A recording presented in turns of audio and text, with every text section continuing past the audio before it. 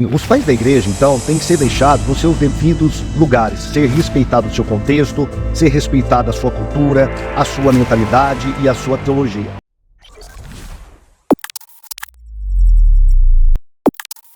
Seja bem-vindo a mais um vídeo do canal Defensores. Se você está acompanhando o nosso tema patrística, você deve ter acessado o meu primeiro vídeo. Se você não acessou o primeiro vídeo, eu vou deixar aqui no card para você acessar e se inteirar da introdução que eu fiz sobre a questão da patrística e a acusação católica a respeito dos evangélicos. Qual é essa acusação? A acusação é que a patrística, ao ser lida por evangélicos, ela vai trazer à tona verdades ocultas que a igreja evangélica estaria potencialmente escondendo dos evangélicos para que eles não soubessem que a patrística, na verdade, ela prega, ou ela ensina, ou ela tem doutrinas iguais à da Igreja Católica Apostólica Romana atual. É claro que naquele vídeo lá eu deixei bem claro que isso é uma falácia, uma barbaridade. E eu também expliquei como que a patrística ela é um legado também para os protestantes. Então nenhum protestante ele deve se furtar a ler os pais da igreja. Nesse vídeo a temática ela prossegue, só que eu quero avançar um pouco mais. Eu quero ser um pouco mais desafiador. Eu quero fazer a seguinte indagação. A patrística ela é católica romana como insinuam muitos apologistas católicos? Ou será que nós não podemos encontrar muitas doutrinas da Igreja Católica dentro da patrística? Bom, antes de nós começarmos essa questão, nós queremos deixar bem claro o seguinte. Os pais da Igreja, eles não podem ser enquadrados em categorias estanques. O que eu quero dizer é que os pais da Igreja, eles não eram católico romano, eles não eram católicos ortodoxos, e eles não eram também protestantes evangélicos. Os pais da igreja, eles são cristãos com seus erros, seus acertos, e eles estão dentro de um contexto cultural, histórico e teológico da sua época. Eles vão refletir muitas vezes doutrinas que são professadas hoje pela própria Igreja Católica Romana, que são professadas pela Igreja Católica Ortodoxa. Muitas tradições que você encontra nos pais da igreja, ainda você pode encontrar dentro da ortodoxia, que você não vai encontrar nem no romanismo e nem no protestantismo. Mas também muitas doutrinas você vai encontrar dentro do protestantismo. Por exemplo, a questão das escrituras, do cânon bíblico, salvação pela fé. Muitas dessas doutrinas professadas pelos protestantes podem ser facilmente encontradas nos pais da igreja. Então, os pais da igreja, eles tinham uma diversidade teológica enorme e eles não podem ser enquadrados 100% em nenhuma dessas três ramificações do cristianismo. E nem nós concordamos 100% com os pais da igreja. E quando eu falo nós, estou incluindo os romanos, estou incluindo os ortodoxos também, juntamente com os protestantes. Muito bem, os pais da igreja, então, têm que ser deixados nos seus devidos lugares, ser respeitados o seu contexto, ser respeitada a sua cultura, a sua mentalidade e a sua teologia.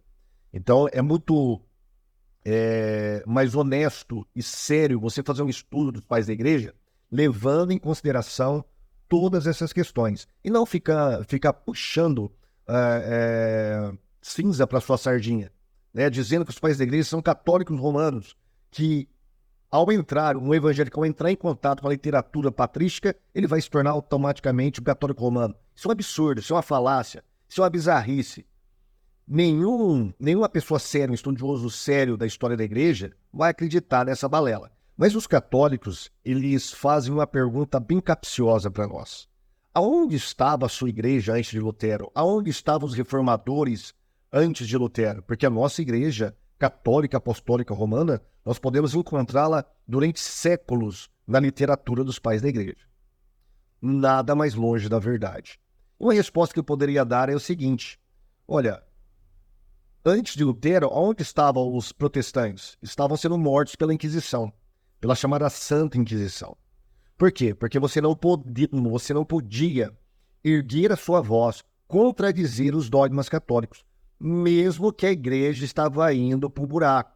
Todos viam que a igreja ela estava se degenerando moralmente, eticamente, espiritualmente, no seu clero principalmente, mas ninguém poderia falar nada, porque se falasse contra isso, você era levado à fogueira. Eles te davam a chance, olha, ou você se retrata ou nós vamos entregar você ao braço secular. E o braço secular é morte, é fogueira, é tortura, é instrumentos de tortura da Idade Média, tão conhecidos hoje em dia, né? Então, onde estava a igreja antes de Lutero? Onde estavam os reformadores? Os pré-reformadores estavam sendo mortos, assim como foi morto John Hus, assim como foi morto Savonarola, os valdenses, Jerônimo de Praga. E tem até um outro padre, esse eu não tenho certeza se ele foi morto pela Inquisição, mas chamado Wessel Gansford.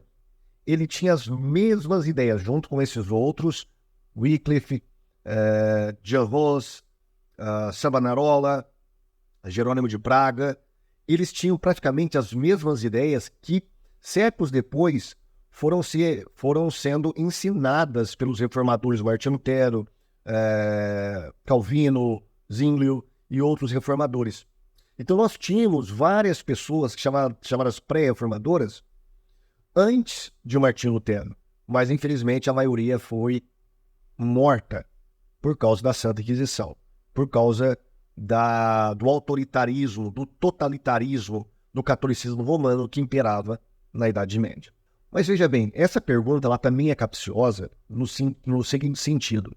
É como se nenhuma doutrina protestante evangélica pudesse ser encontrada nos pais da igreja. Por exemplo, quando nós pegamos o credo apostólico, creio em Deus Pai Todo-Poderoso, Criador dos céus e da terra, é um credo trinitariano. Vai falar sobre Jesus Cristo, vai falar sobre o Espírito Santo, vai falar que Jesus nasceu da Virgem Maria, está corretíssimo. Isso não é católico romano, isso não é doutrina mariana, isso é doutrina bíblica, porque Maria foi virgem ao dar à luz a Cristo. Depois não, a Bíblia mostra que ela teve outros filhos, mas o credo está falando sobre isso, que ela foi virgem até dar à luz. E depois vai falar, eu creio na Santa Igreja Católica. Agora, a palavra Igreja Católica ali, ela não tem o significado de Igreja Católica Apostólica Romana. É Igreja Católica, ou seja, a Igreja Universal que está nos 4 cantos da terra. É nesse sentido. Então, tudo que está no credo apostólico, nós cremos também como protestantes. Então, as nossas doutrinas também podem ser encontradas nos pais da igreja, né? Assim como os católicos romanos também acreditam no credo, eles recitam nas suas missas durante os domingos. Então, é assim meio tendencioso um católico falar que nenhuma doutrina evangélica protestante pode ser encontrada nos pais da igreja, né? Agora, eu vou fazer uma pergunta. Esse argumento é um argumento bumerangue, né? Por quê? Assim como ele vem, ele vai também. A minha pergunta é, os católicos podem encontrar a sua igreja atual, a Igreja Católica Apostólica Romana atual, com todas as suas doutrinas, antes do século IV? Elas não podem, eles não podem. E eu vou falar por quê. A maioria das doutrinas que os católicos romanos hoje professam, você não vai encontrar nos pais da igreja antes do século IV. Antes do Concílio de Nicéia, que foi o primeiro concílio ecumênico da igreja. Por exemplo, eu vou citar aqui, eu elenquei aqui várias dessas doutrinas e práticas, não só doutrinas e práticas também, dentro do catolicismo romano atual, que você não vai encontrar nos pais da igreja. Por exemplo, a questão das indulgências. Você não tem indulgências nos pais da igreja, assim como foi ensinado na época de Lutero.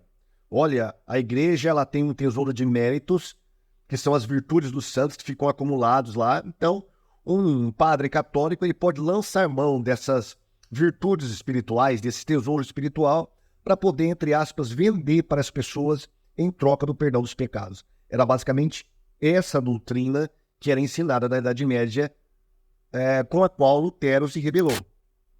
Você não vai encontrar isso nos pais da igreja. Purgatório. Não tem purgatório antes do Concílio de Nicéia.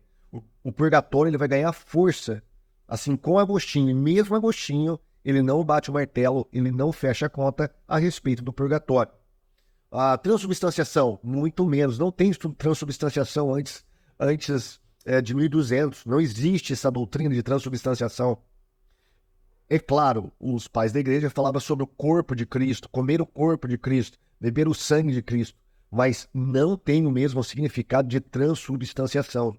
A negação do cálice aos leigos na hora da Eucaristia. A gente sabe que a Igreja Católica hoje, na hora da missa, ela dá apenas a hóstia para o fiel. Ela não dá o cálice, apenas o pão. Isso você não vai encontrar nos pais da Igreja. Isso é uma inovação católico-romana. Primazia do bispo romano, você não vai encontrar.